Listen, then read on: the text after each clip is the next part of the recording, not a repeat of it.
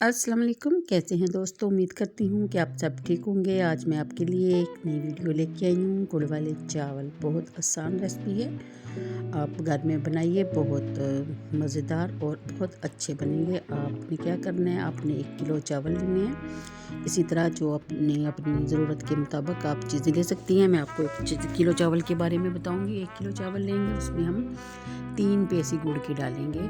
यानी अगर बड़ी होंगी तो फिर तो आप 2 डालती हैं, वो भी अपने अंदाजे के मुताबिक, लेकिन तकरीबन अंदाज़ा इतना ही है।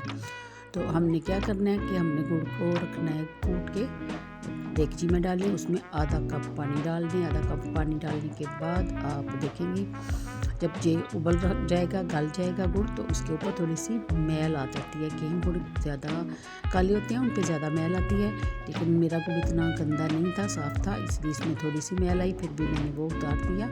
मज़ीद मैल उतारने के लिए आप इसमें दूध भी शामिल कर सकती हैं। जब दूध शामिल करेंगे तो ऊपर ज़्यादा मैल आ जाएगी, जाग सी जो होती है वो मैल ही होती है।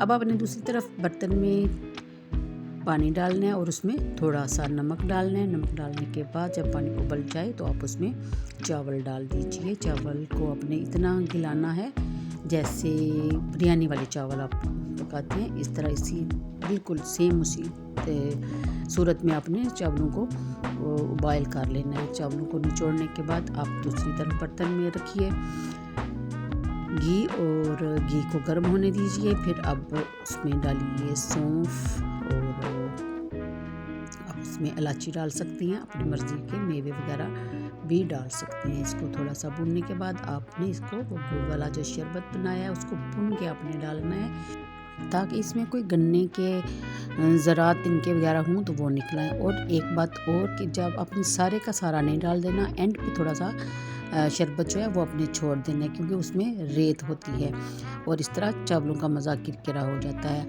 अब चावलों को किसी प्लास्टिक की टोकरी में या छलनी में निचोड़ लें, निचोड़ने के बाद, ताकि इसमें से सारा पानी अच्छी तरह निचड़ जाए।